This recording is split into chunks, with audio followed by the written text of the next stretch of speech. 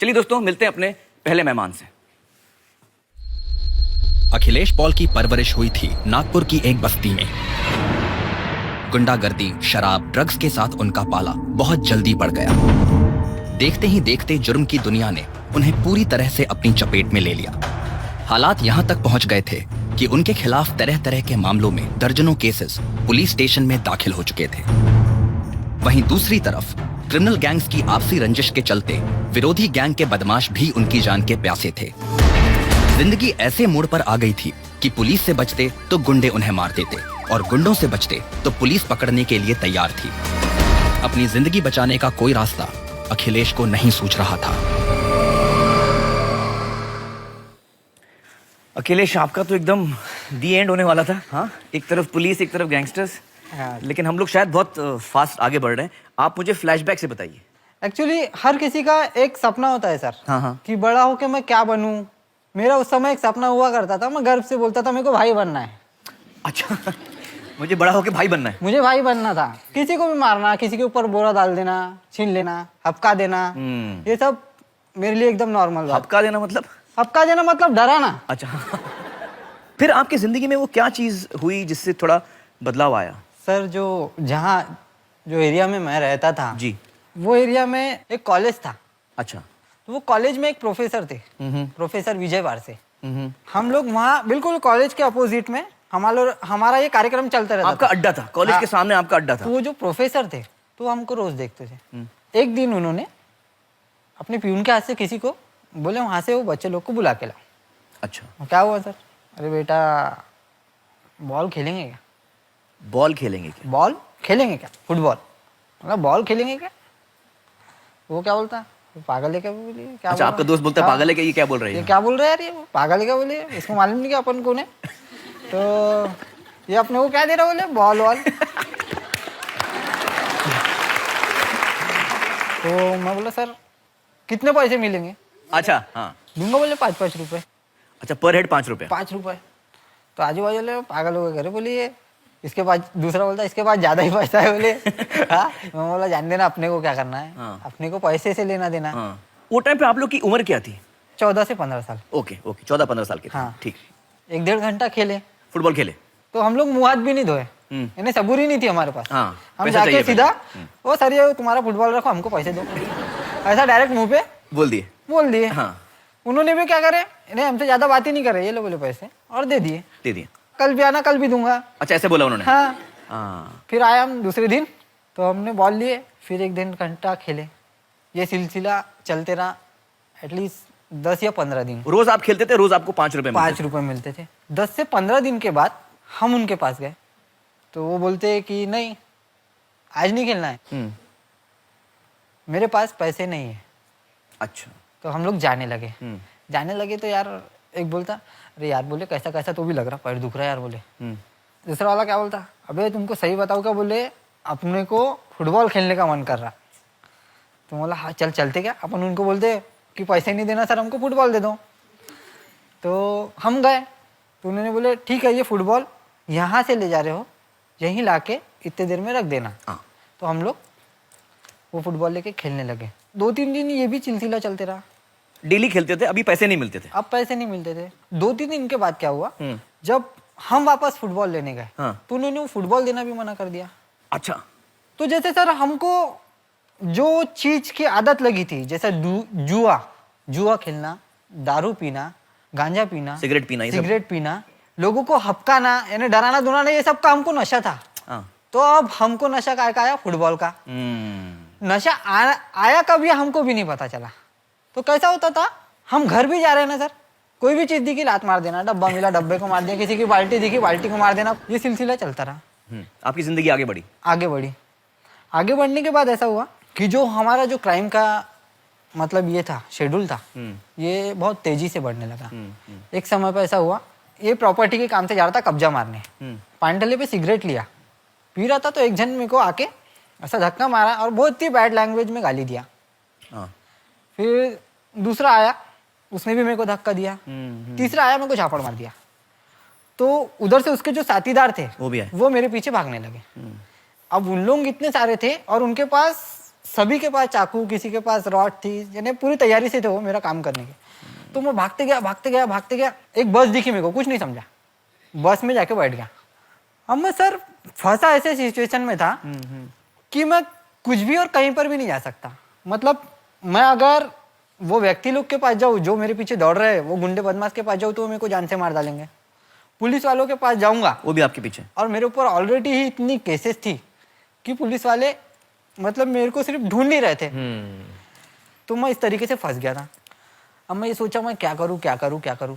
मेरे दिमाग में एक जगह आई, कोई गुंडा बदमाश या कोई पुलिस ऑफिसर सिर्फ एक ही जगह ऐसी है जहां नहीं जा सकता बिना कोई बुलावे के। वो जगह थी, मुझे पसंद आई, कब्रिस्तान।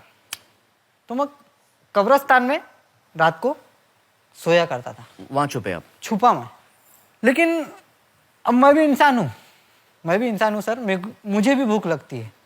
तो हमारे इधर मंदिर है, मंदिर के बाजू में बहुत सारे भिखारी है, वो रास्ते पे ही सोते होते। उनकी जो सूखी रोटी रहेंगी वो खा लेने का, यानी जो उनसे बचा खुचा रहता था मैं वो भी खा लेता था।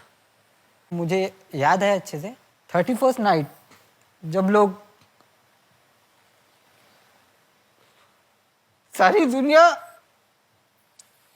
अगर न्यू ईयर बनाती है तो उस समय मैं गरीबों के साथ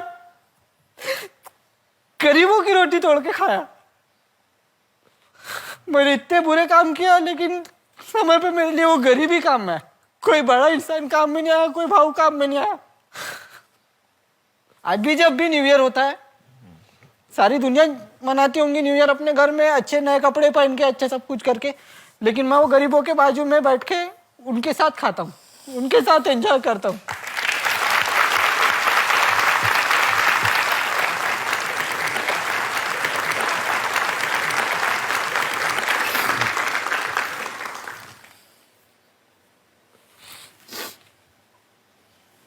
अखिलेश जी, फिर आगे क्या हुआ? किसी ने वकील बताया, उन्होंने मुझे पीआई के पास ले गए। अच्छा, वकील पुलिस के पास ले गए? वकील ने सरेंडर कराया मुझे हाँ। पीआई साहब के पास। मैंने वकील को बोला साहब मैंने इतने कांड पीट डाला लेकिन आज तक मेरे को लॉकअप नहीं देखना पड़ा। तो बोले अखिलेश वो बात सही है, तेरे को ये रास्ता टेढ़ा जरूर लग रहा है लेकिन है सीधा। यही रास्ता सीधा है। कोर्ट में प्रेजेंट किए, कोर्ट से मेरे को जमानत दिए। फिर आपकी जिंदगी में चेंज कैसे आया? एक बार क्या होता, 2-4 लड़के एक फुटबॉल ले लिए साइकिल, और साइकिल पे जा रहे थे। तो मेरे को, मैं वापस मेरे पुराने इस पे चले गया कि यार मैंने ये चीज कभी खेला हूँ। तो मैं इनके पीछे 10-15 मिनट के बाद वहां गया, ढूंढते गया। तो बच्चे खेल रहे थे। तो मैं दूर गाड़ी पे खड़ा हो गया ऐसा और उनको देखने लगा। दूर से एक आदमी आ रहा था। वो आदमी आ रहा तो बच्चे लोग बात करने लगे, भाई सर आ गए। मैं ऐसे खड़ा ही था। तो ऐसा बाजू में आए और ऐसा देखे मेरे तरफ, मैंने उनकी तरफ देखा तो मैं एकदम शॉक हो गया। वो बाहर से सर थे? हाँ सर। अरे अखिलेश, और अभी क्या चालू है? बोले मैंने सर जैसा मैं पहले ही था आज भी वैसा ही हूँ, बल्कि आज उससे भी ज़्यादा बुरी कंडीशन है। तो उनके पता नहीं क्या दिमाग में आया, उन्होंने बोले अखिलेश एक काम करा करो, बोले कुछ समय ऐसा निकाला करो, बोले कि बच्चों के साथ तुम्हारी प्रैक्टिस हो जाएंगी, तुमको पुराने दिन याद रहेंगे, तुम आके खेलो।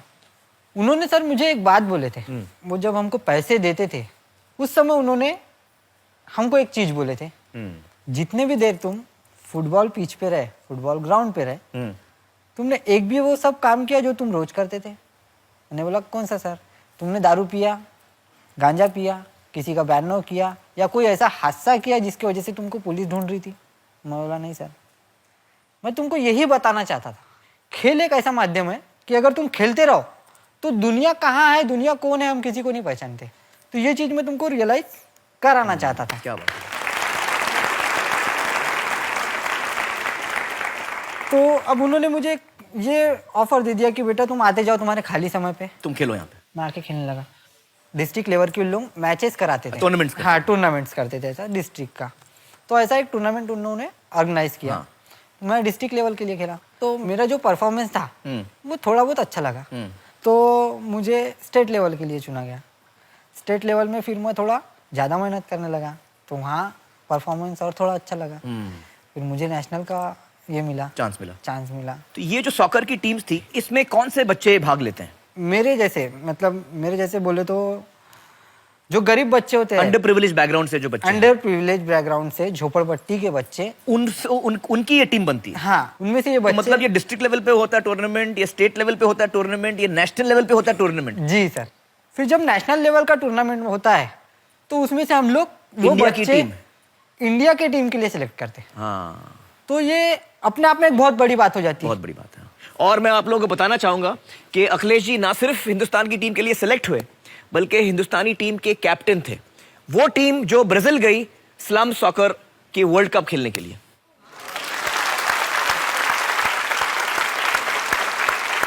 अखिलेश जी मुझे बताइए, इस वक्त आप क्या करते हैं? इस वक्त मैं एक रेड लाइट एरिया है, उनके बच्चों को मैं स्पोर्ट्स सिखाता हूँ। क्या बात है। वो जमाने में मेरे को ये बोलते थे, जैसा मैं कहीं गया, भाऊ आओ ना, भाऊ बैठो ना। वो जमाने में मेरी ये इज्जत थी, भाऊ बोला जाता था। लेकिन आज मैं पढ़ा लिखा नहीं हूँ, लेकिन मुझे लोग सर बोलते हैं। मेरे को गर्व है ये बात का। अखिलेश जी मुझे बताइए कि वो इंसान जिन्होंने आपकी जिंदगी बदल दी, प्रोफेसर विजय बारसे, वो इस वक्त कहाँ पर हैं? नहीं सर जी, उन्होंने ही मुझे भेजा है यहाँ पे। और चलिए, मेरे पास आपके लिए एक सरप्राइज है। Ladies and gentleman, please welcome professor Vijay बारसे।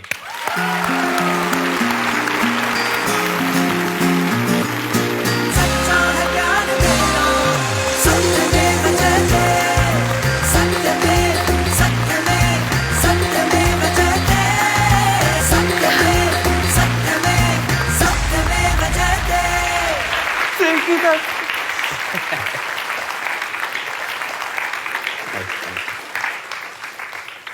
आई बैठिए अखिलेश जी बैठिए। विजय जी बहुत बहुत शुक्रिया आने का। आपने तो इतनी बड़ी तब्दीली लाई अखिलेश की ज़िंदगी में, और आप हमारे मन में हम सब के लिए इतने बड़े हीरो बन गए। मुझे बताइए कि ये आइडिया आपको कहाँ से आया? मैं नागपुर की एक रिनाउंड कॉलेज, हिस्लप कॉलेज में स्पोर्ट्स टीचर रहा।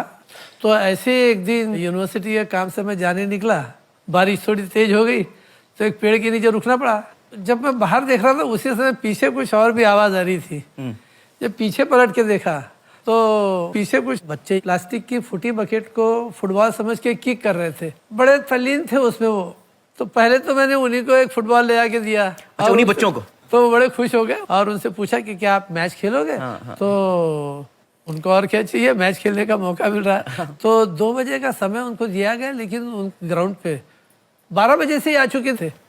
और फिर 2 बजे जब मैंने उनको मैच खिलाई तो मुझे लगा कि ये जो बच्चे यहाँ पे है अपने पास में, तो इतने देर तक ये लोग कोई किसी गलत बात में नहीं है। कोई ना तो बीड़ी पी होगी, ना सिगरेट पिया होगा, ना शराब पी होगी, ना चोरी किया होगा, कुछ नहीं किया।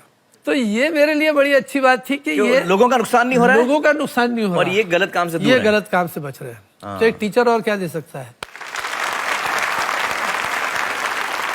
और मैंने फिर मेरे दोस्तों को बोला कि यार क्यों ना हम इसको एक अच्छे टूर्नामेंट का रूप देंगे। तो मुझे बताइए, पहले टूर्नामेंट में कितने टीम्स आए आपके? हमने रोक दिया था कि 32 टीमें अपन लेंगे, लेकिन हमको 128 टीमों पे आके रोकना पड़ा। 128 टीमें। और ये आप सिर्फ नागपुर की बात कर रहे हैं, फर्स्ट टूर्नामेंट? और पूरे स्टेट में आजकल मतलब महाराष्ट्र स्टेट का अगर आप देखें तो कितने टीम्स हैं? झोपड़पट्टी टीम्स कितनी हैं? अभी तो 2-2,500 टीमें होंगी। 2-2,500? जी हाँ। और नेशनल लेवल पे कितनी टीम्स हैं देश भर में ऐसे? 15 स्टेट हमसे डायरेक्ट कनेक्टेड है। क्या बात है। बादशाह साहब, आपने जो काम किया है वो बहुत ही बड़ा काम किया है, और मुझे यकीन है कि हजारों नौजवानों की जिंदगी में इससे एक पॉजिटिव असर, एक तब्दीली आ रही होगी। आपने हम सबको एक दिशा दिखाई है कि जिंदगी बदल सकते हैं आप किसी इंसान की एक गेंद के साथ। बहुत बहुत शुक्रिया हमारे साथ बातचीत करने का। Thank you so much for coming.